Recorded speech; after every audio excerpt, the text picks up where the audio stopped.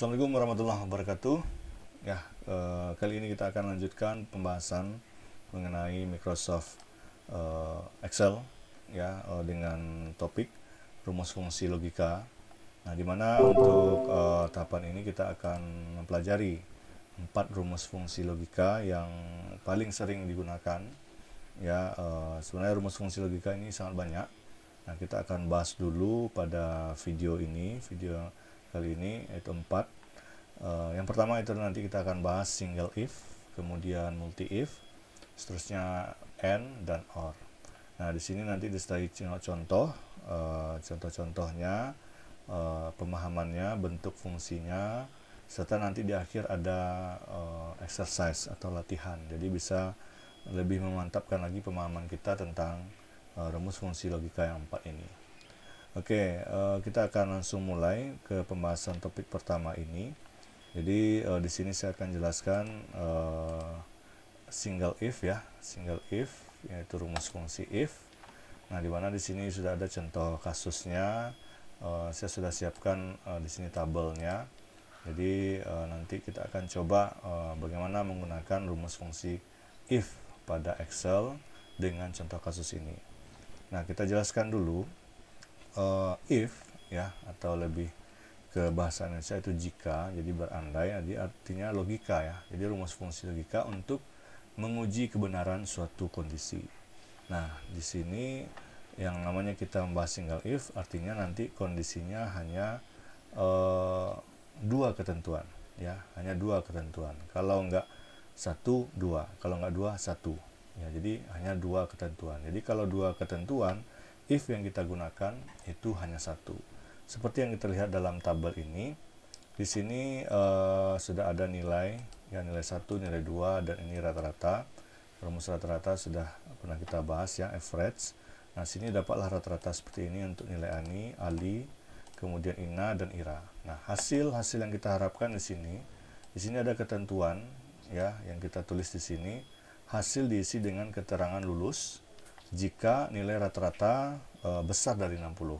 Nah, sebaliknya tidak lulus. Jadi pilihannya hanya dua di sini, lulus sama tidak lulus. Ketentuannya apa?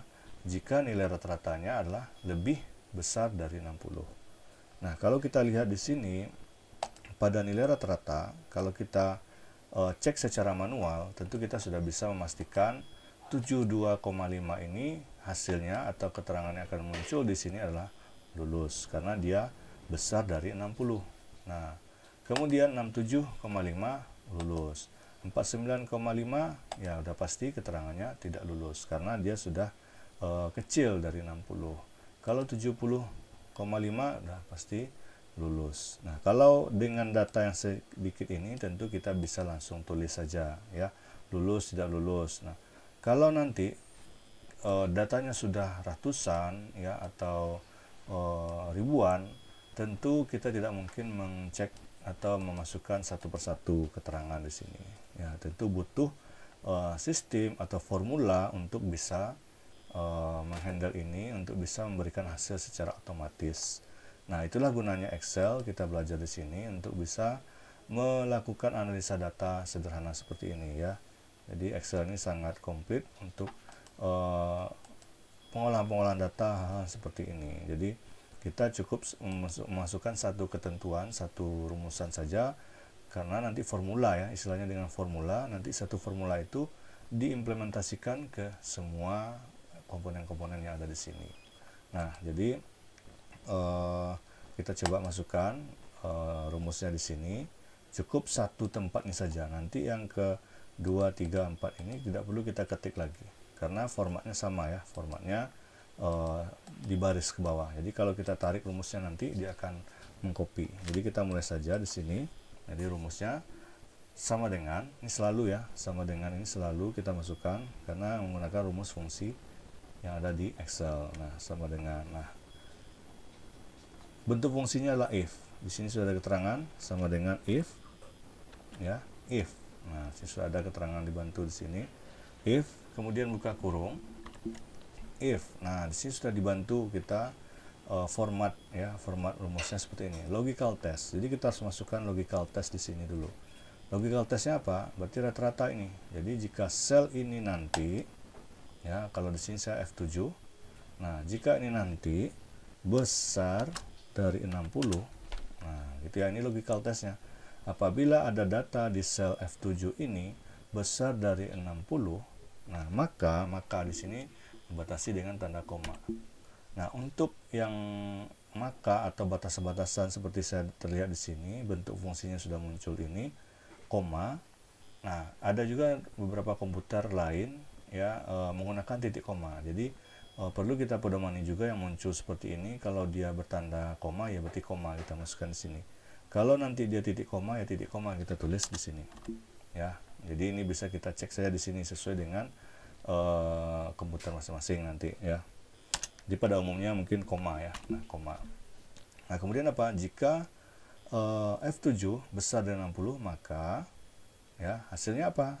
Hasilnya untuk kita munculkan di sini adalah lulus. Nah, karena lulus itu teks, nah jadi kita harus kasih tanda string seperti itu ya. Nah, kutip 2. Jadi tulis lulus tutup string. Nah, itu. Jadi ini kalau kita bahas sekali lagi, jika F7 besar dari 60 maka hasilnya lulus. Nah, pilihan kedua perlu nggak kita pakai if lagi? Tidak, karena pilihannya hanya terakhir itu. Kalau hanya pilihan terakhir, nggak perlu lagi kita pakai if lagi, langsung aja hasilnya. Koma, tidak lulus. Nah, seperti itu. Tutup kurung 1 kali.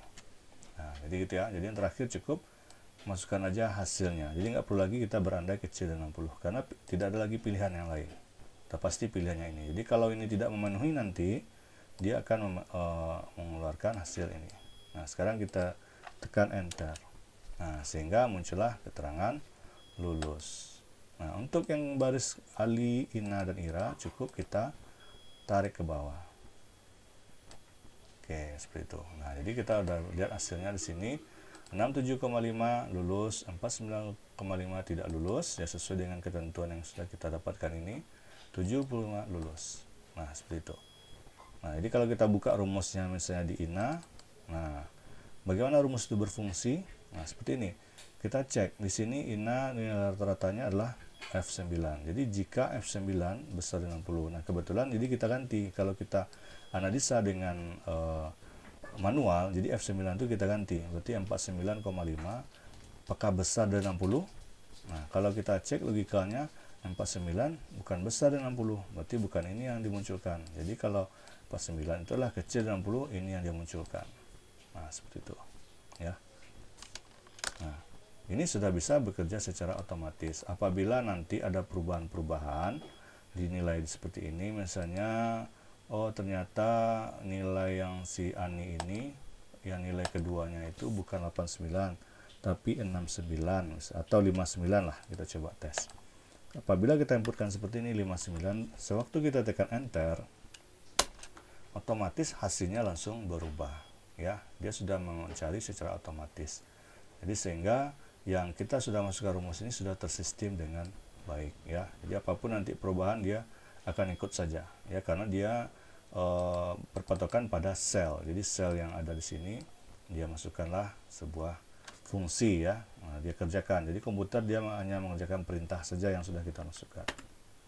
Oke, nah ini yang rumus fungsi if ya. Nah, sekarang kita coba lanjut ke rumus yang kedua, multi if ya. Nah, untuk multi if ya, multi if itu udah pasti ya lebih dari satu if. Ya, kalau di sini kita lihat contoh kasusnya ya, hampir mirip dengan yang tadi.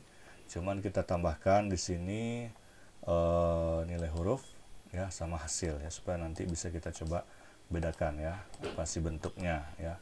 Nah, di sini tetap masih sama untuk menguji kebenaran suatu kondisi, tapi ketentuannya lebih dari 2 ya, lebih dari 2. Kalau tadi if ketentuannya 2 ya, maksimal 2. Nah, kalau multi if itu harus lebih dari 2. Nah, artinya 3 sudah termasuk dalam multi if. Nah, seperti ini. Kalau kita lihat di sini ada nilai 1, nilai 2 rata-rata sudah didapat ya. Ya, mungkin nih kita bisa olah lagi nanti. Nah, kemudian nanti nilai huruf Nah, kita inginkan nilai hurufnya apa? Nah, sini lihat di tabel ketentuan ini. Apabila nilainya D ya, itu berarti hurufnya D itu berarti nilainya dari rank 0 sampai 59 ya. Jadi nanti kalau nilai rata-ratanya ini ranknya itu di antara 0 sampai 59 berarti munculkanlah D ya. Kalau ranknya itu 61 sampai 79 itu nilai hurufnya adalah C. Atau sebaliknya ya, mungkin 81 sampai 89 berarti nilainya B. Atau mungkin yang pilihan keempat 90 sampai 100 itu nilai hurufnya adalah A. Nah, seperti itu. Jadi kalau sudah ada ketentuan seperti ini berarti ada 4 ya. Kalau 4 ini kira-kira berapa if-nya? Nah, kalau if-nya, kalau kita lihat dari 4 ini berarti if-nya itu adalah 3. Jadi rumusnya kalau kita bisa untuk menentukan berapa if yang akan kita gunakan, jadi berapa banyak ketentuan dikurang 1 ya. Jadi kalau di 4 ketentuan kurang saja 1 berarti if-nya adalah 3. Artinya nanti kita akan format di sini ada 3 if yang akan kita masukkan. Kemudian terakhir adalah hasilnya saja, langsung ke hasilnya. Nah, oke. Jadi kita mulai saja di sini. Saya perbesar dulu. Oke. Jadi kita masukkan di sini sama dengan. Jadi if buka kurung. Nah, logikanya adalah di sini. Jika yang ini nanti, nah gitu ya, jika nilai rata-rata ini nanti, nah kalau kita ambil yang pertama dulu, 0 sampai 59. Jadi kalau seperti ini, kita ambil rank sampai 60. Jadi kecil dari 60. Jadi kalau udah kecil dari 60, otomatis dari 0 sampai 59 ya. Tapi kalau masuk nilai 60 itu, ya, atau masuk dari 60 itu berarti kecil sama dari 60. Nah, kita masukkan. Jadi kita bikin aja di sini kecil dari 60. Jika nanti nilai ini kecil dari 60, maka hurufnya adalah D. Oke, sampai situ. Itu if yang pertama. Nah, if yang kedua dibatasi dengan tanda koma lagi, ya. Nah, kita bikin lagi, kita ulang lagi format sama. If buka kurung F7 tadi ya, F7. Jadi bisa diklik F7-nya, atau kalau ketutup di sini kita ketik saja, kan karena kita sudah tahu di sini ya. Di sini kebetulan saya bikinnya di F7. Jadi F7, kita ulang lagi kecil. Nah, kita lihat lagi nih. 61 sampai 79. Berarti kecil dari 80. Nah, kita bikin 80. Ya. Nanti kalau dia masuk ke nilai 50, dia masuk ke sini nanti. Kalau dia masuk ke 65, dia masuk ke C ini. Nah, itu ya. Jadi koma tanda kutip C, jadi tutup lagi. Nah, itu yang kedua, if kedua. Kemudian if yang ketiga batasi lagi dengan koma ya. Ulang lagi, if kurung F7. Nah, kecil. Nah, ini kalau kita lihat di sini 90 ya. Jadi 81 sampai 89. Kita ambil yang puncaknya saja. Berarti 90. Nah, koma nilainya adalah B. Nah, kebetulan yang terakhir tidak perlu lagi pakai if. Tadi sudah jelas konsepnya ya. Kalau dia 4, if-nya 3. Nah, sekarang if-nya sudah 3. Nah, berarti yang terakhir itu adalah langsung kepada hasilnya saja. Jadi kita langsung aja masuk ke A. Nah, tutup kurungnya gimana ya? Sesuai dengan banyak if. Jadi 1, 2, 3. Nah, karena 3 if ya 3 tutup kurungnya. Atau kita lihat saja di sini berapa tanda buka kurung yang kita buka tadi ya. Nah, enter. Nah, kita lihat di sini 100 sudah masuk nilai A. Kalau 79 nanti nilainya apa? Nilainya adalah B ya. Karena kecil dari 80. Kalau di C ini adalah dia ranknya 61 sampai 79 ya. Oh ya, masuk dia C. Nah, kita buktikan saja. Kita tarik. Jadi untuk mengimplementasikan rumus ke bawah, jadi kita klik di yang di atas ini, yang di rumus pertama. Di sini ada tanda titik hitam, ya kita tarik ke bawah. Nah, kita buktikan ya, berarti nilai 79C, 73,5C, 55 itu D. Ya, jadi di sini 55 masuk ke D. Jadi ranknya 0 sampai 59 D. Oke. Nanti kalau ada perubahan, misalnya kita naikkan di sini nilai INA, ya misalnya nilai INA ini nilainya kita bikin supaya rata-rata naik ya. Kita bikin saja menjadi 82. Kita enter. Nah, nilainya adalah berubah menjadi B. Jadi ini di sini rata-rata 81.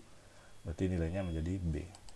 Nah, karena rumus fungsinya sudah menjelaskan bahwa 81 berarti kalau dia masuk di sini nanti akan diuji ya. Nah, kalau diuji jadi F9 sekarang berapa? Kita lihat di sini. F9 ini itu 81. Nanti dia akan uji seperti ini. F9 diuji diganti. F9 sekarang 81. 81 apakah kecil dari 60? Bukan ya. Dia besar. Dia masuk lagi yang kedua. 89 ini apakah kecil dari 80? Bukan. Dia masuk yang ketiga. 89 apakah kecil dari 90? Ya, benar. Ya, kalau dia benar pernyataan ini kan logikal ya. Jadi 89 apakah kecil dari 90? Ya, berarti dia nilainya B. Maaf ya, 81 ya, 81. Jadi sini 81 tadi, di sini 81. Jadi 81 kecil dari 90, berarti nilainya adalah B. Nanti kalau nggak ketemu seperti nilai A, seperti nanti A sekarang di sini adalah nilai A nih. Nah, jadi misalnya diuji di sini 100 apakah kecil dari 60? Bukan ya, bukan D berarti. 100 apakah kecil dari 80? Ya, salah pernyataannya, berarti bukan C hasilnya. 100 apakah kecil dari 90? Bukan juga. Berarti nggak ada pilihan lain, berarti dia nilainya adalah A. Makanya dia muncul di sini A. Nah, itulah dia rumus fungsi multi if. Nah, kita coba buktikan yang untuk hasil keterangan. Di sini ada keterangan tidak lulus. Nah, kalau kita perhatikan walaupun di sini ketentuannya 4 ya, ada D, C, tapi secara tidak langsung tidak lulus itu sama semuanya. Jadi tidak lulus itu dari nilai D, C, B. Ya, berarti artinya apa? Ketentuannya cuma 2. Tidak lulus sama lulus. Nah, artinya berarti if yang kita gunakan adalah 1. Jadi kalau seperti ini kita bikin saja, kita ambil yang pertama ini untuk keterangan 1 saja. Jadi sama dengan if jika nilai huruf sama dengan A, jadi tanda kutip ya, tanda string ya. Nah, maka berarti dia lulus ya. Selain dari itu, nah jadi kalau nggak ada pilihan lain selain dari itu, jadi hanya A saja yang lulus. Selain dari itu mau baik B, C, D, ya cukup keterangan tidak lulus. Nah, tidak lulus. Oke, tutup kurung. 1 if-nya enter. Nah, kalau kita lihat tarik ke bawah, otomatis semuanya tidak lulus. Kenapa? Karena ketentuannya adalah hanya A saja yang keterangannya lulus. Nah, berbeda nanti kalau kita bikin di sini keterangan B itu adalah remedial misalnya. Nah, artinya if yang kita gunakan ada 3. Kenapa 3? Tidak lulus 1, remedial 1, lulus 1. Nah, jadi kita bisa format dia seperti ini. Jadi tinggal nambah aja. Jadi misalnya kalau if G sudah A di sini, berarti kita tambah sini. Ya, if buka kurung G7 tadi ya, G7. Nah, sama dengan B. Nah, maka keterangannya adalah remedial. Nah, selain dari itu tidak lulus. Jadi tinggal nambah nyisip sini aja. Ya. Jadi format yang pertama itu logikanya tetap sama ya. Jadi kita tekan enter. Oke. Oh, tutup kurungnya kurang ya, nanti dia otomatis nambah. Nah, kita lihat. Nah, kita tarik lagi ke bawah. Nah, hasilnya B itu adalah remedial. Nah, jadi formatnya sudah kita masukkan di sini ya. If, G7, A, dan seterusnya. Jadi secara otomatis ke bawahnya tinggal mengimplementasikan. Kalau ada perubahan dia sudah otomatis terpakai. Oke, itu untuk multi if. Nah, kita lanjutkan ke N. Ya, kita masuk ke rumus fungsi N. Nah, di sini contohnya saya sudah siapkan juga. Di sini N itu berfungsi ya, menghasilkan nilai benar jika semua argumen yang diuji bernilai benar, dan salah jika ada satu atau lebih argumen yang bernilai salah. Jadi dia dinyatakan benar kalau kedua-duanya kita argumenkan dia diuji dengan nilai benar ya. Tapi kalau salah satu saja ketentuan yang tidak terpenuhi, berarti nilai hasilnya juga akan menjadi salah. Jadi artinya apa? Dia harus kedua-duanya harus dipenuhi. Kalau tidak dipenuhi, berarti dia tidak bisa masuk dalam kategori pilihan true ya, atau false ya. Jadi kalau kita lihat saja seperti kasus seperti ini. Jadi ada nilai 2 mahasiswa di sini, ada nilai teori, ada nilai praktek. Nah, jadi mahasiswa dinyatakan lulus jika nilai ujian teori dan prakteknya masing-masing harus di atas 7. Jika tidak, maka dinyatakan gagal. Nah, kalau kita lihat di sini ada nilai teori, ada nilai praktek. Jadi dia dinyatakan lulus kalau masing-masing keduanya ini bernilai di atas 7. Nah, tapi kalau salah satu saja yang nilainya di atas 7, tetap dikatakan gagal. Jadi dia harus dibawa kedua-duanya. Contohnya ini, kalau nilai si Cici ini, nilai teori 9, nilai prakteknya 8, udah jelas nilainya pasti keterangannya lulus. Tapi kalau kita lihat si Adit ini, nilai teorinya 7, ya nilai prakteknya 9, nah berarti dia gagal. Walaupun nilai prakteknya bagus, tinggi, tapi ada nilai teori dia tidak di atas 7, hanya 7. Tadi keterangan di atas 7 ya. Nah, berarti nilainya di sini lah, keterangannya lah gagal. Nah, kita buktikan dengan rumus fungsi. Jadi caranya sama tadi, sama dengan if ya. Kita buka kurung n. Nah, buka kurung. Ya. Tadi tambah if jika n, berarti kedua-duanya. Kita ambil satu logika satu. Jika yang nilai teori ini, kalau saya di sini E914, nah, besar dari 7, kemudian n berikutnya nilai f ini besar dari 7, oke, tutup kurung, maka berarti keterangannya adalah lulus. Nah, seperti itu ya. Jadi harus dua-duanya. Nah, jika tidak, keterangannya adalah gagal. Oke, bentar, tutup kurung ya. Nah, keterangannya lulus. Kita tarik ke bawah, kita lihat hasilnya. Nah, ada yang gagal, ada yang lulus, ada yang gagal, dan lulus. Kita buktikan benar gak komputernya mencari sesuai dengan fungsi yang kita masukkan. Kita lihat di sini Ayu, di sini dia dinyatakan gagal. Nah, ternyata memang nilai teorinya di bawah 7, nilai prakteknya juga di bawah 7 ya, bukan di atas 7, sama dengan 7. Jadi ini di atas 7. Kalau di atas 7 berarti dimulai dari angka 8 ya. Nah, kemudian di sini juga Adit gagal. Nah, di sini juga Nimrod gagal. Di sini juga ada Kemal, apalagi dua-duanya dia di bawah 7. Ya, sedangkan salah satu saja tidak di atas 7, dia gagal, apalagi kedua-duanya. Nah, jadi sudah dibaca atau sudah dihasilkan oleh sistem secara otomatis ya. Jadi kalau kita lihat pola kerjanya seperti ini. Nah, kita analisa, kita ambil yang bisa di review Yosep nih. Kita ambil saja. Jadi perbedaannya dari atas ke bawah itu hanya sel saja ya, sel saja. Jadi ini sekarang E20, nanti di atas E19 gitu ya. Nah, kita lihat E20 itu nilainya 9. Nah, 9 dia besar dari 7, benar, terpenuhi ini, benar. Tapi pas di nilai praktek dia 5 ya, bukan besar dari 7. Jadi 5 itu kan bukan kecil dari 7, tapi bukan besar dari 7, tapi kecil dari 7. Jadi pernyataan yang ini itu berarti salah. Jadi ada dalam satu pernyataan ini yang salah nilainya, otomatis dia gagal. Tapi kalau pernyataan ini kedua-duanya terpenuhi, kan ini logikalnya nih. Nah, kalau ini terpenuhi, berarti dia munculkan hasilnya lulus ya. Tapi kalau salah satu saja tidak terpenuhi, ya berarti gagal. Kira-kira seperti itu untuk rumus fungsi n ya. Nah, terakhir kita akan bahas untuk OR. Nah, untuk rumus fungsi OR, nah ini kebalikan dari fungsi n. Kalau tadi n itu harus dua-duanya terpenuhi, kalau OR salah satu saja. Jadi kalau salah satu saja terpenuhi, berarti pernyataan yang kita ambil itu pernyataan yang kita tentukan ya. Jadi contohnya seperti ini. Ini ada nilai 1, ini ada nilai 2. Nah, di sini keterangannya adalah apabila mahasiswa dinyatakan lulus ya, jika nilai 1 atau nilai 2 di atas 60. Jadi ketentuannya salah satu aja nilai ini di atas 60, berarti keterangannya lulus. Tapi kalau kedua-duanya ya sudah jelas tidak di atas 60, ya baru dinyatakan remedial ya.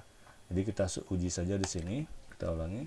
formatnya hampir sama dengan if, buka kurung, or, buka kurung lagi. Nah, kita uji yang pertama. Di sini D11 ya. Nah, D11 berarti 45 besar dari 60. Ambil lagi, koma. Diuji lagi di sini E11 besar dari 60. Nah, tutup kurung. Maka keterangannya adalah lulus. Nah, kemudian terakhir pilihannya udah jelas remedial. Jadi nggak perlu lagi bikin if, tutup kurung ya. Kita enter. Nah, di sini keterangan untuk Nimron itu adalah lulus. Kenapa? Karena nilai 2-nya lebih dari 60. Walaupun nilai satunya tidak di atas 60, tapi nilai 2-nya 65, ya lebih dari 60. Kalau kita lihat juga Tony dia lulus. Nah, oke. Kalau kita lihat Joseph juga lulus. Nah, tapi kalau Ranti di sini ya udah jelas dia remedial karena tidak memenuhi salah satu persyaratan. Jadi or itu atau, kalau enggak nilai 1, nilai 2. Jadi salah satu ya. Nah, apalagi kalau dia tidak memenuhi keduanya, udah jelas pilihannya yang terakhir. Jadi pernyataannya harus memenuhi. Kalau kita uji di sini ya or, jadi nanti komputer membaca seperti ini. Jika ini kan udah kita tandai dengan or, D11 diganti menjadi 45. 45 apakah besar dari 60? Bukan. Jadi pernyataan ini salah ya, karena kita masukkan angka, berarti di sini sudah ditandai ini salah. Nah, kita uji yang kedua, 65. 65 apakah dia besar dari 60? Benar. Jadi di sini salah, ini benar. Jadi salah satu yang bernilai benar pernyataannya munculkan pernyataan benar yang ini. Nah, makanya ini yang muncul lulus ya. Nah, kalau kita lihat di sini di Ranti, nah di sini dia nilainya adalah D14 itu 50 diuji. 50 apakah besar dari 60? Salah ya. Di sini rumusnya adalah dia harus berarti itu kecil berarti. Nah, 45 apakah besar 60? Ya, pernyataannya salah. Berarti dua-duanya salah. Nah, jadi nggak bisa dikeluarkan yang hasil lulus ini. Berarti dia harus dikeluarkan muncul remedial. Nah, begitu seterusnya. Jadi itu pemahaman kita tentang rumus fungsi single if, multi if, and, dan or ya. Harus perlu exercise ya, harus perlu latihan-latihan lagi untuk memahaminya ini ya, serta melihat fungsi-fungsinya, yang mana kapan kita menggunakan if dengan multi if ya. Udah jelas seperti itu ya. Kalau udah multi if berarti lebih dari satu if-nya ya.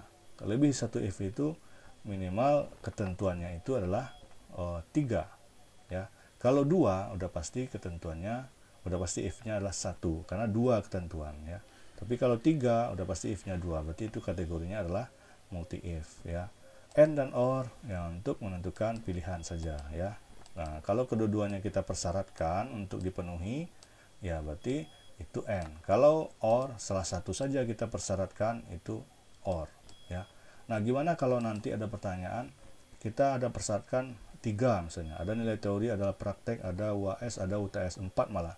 Jadi kita bisa tinggal tambah saja di sini n-nya. Jadi kalau ini kan kebetulan 2 nilai teori ini, nilai praktek ini. Nah, kita persyaratkan lagi satu lagi ya, tinggal nambah di dalam kurung n ini. Jadi berapapun n-nya silakan ditambahkan.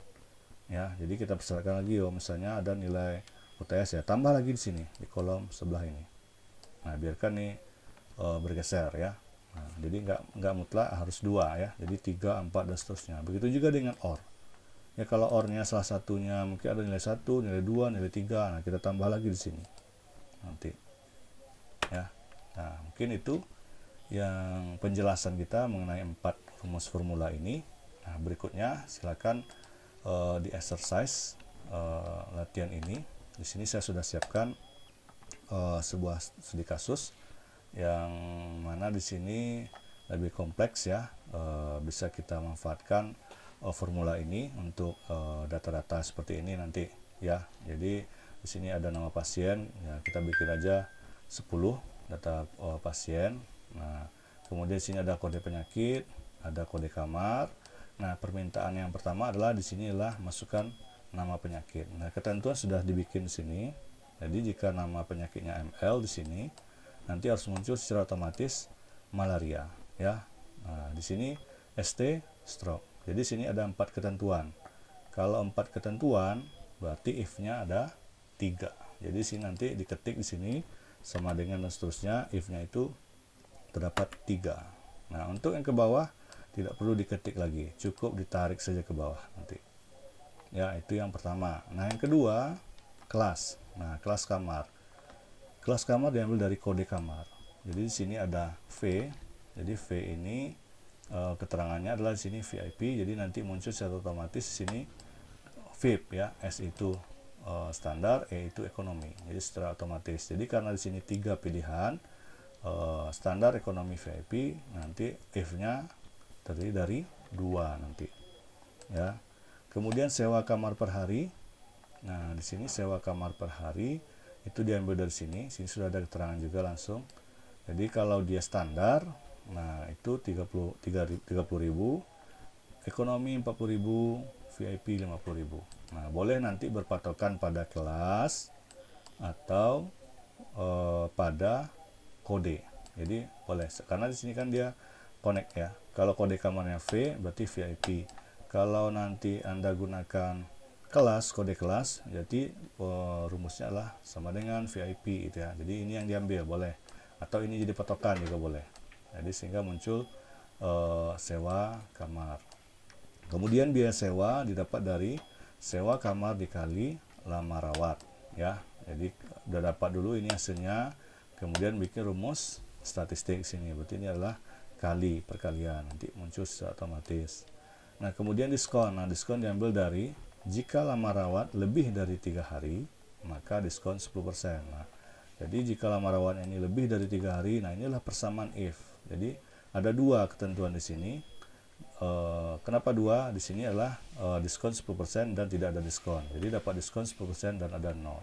Jadi masukkanlah logikanya, jika berarti lama rawat besar dari 3 hari, maka diskon 10%. 10% dari biaya sewa. Nah, silakan masukkan di sini nanti rumusnya. Biaya dibayar itu biaya sewa dikurang diskon. Jadi dapat dulu semuanya, baru ujung-ujungnya dapat di sini. Nah, kemudian yang terakhir itu jumlahkan seluruhnya, berarti rumus statistik. Ini sum, ya, banyak data, ya, banyak data transaksi itu pakai count nanti di sini. Kemudian rata-rata average, berapa average-nya ini. Kemudian berapa biaya tertinggi dari ini. Kemudian biaya terendah dari ini, ya. Mungkin itu penjelasan exercise-nya. Mudah-mudahan bisa dipraktekkan dan dipahami dengan baik. Apabila ada pertanyaan nanti bisa disampaikan dalam grup, ya, atau di kolom komentar, ya. Mungkin itu saja. Semoga bermanfaat. Terima kasih. Assalamualaikum warahmatullahi wabarakatuh.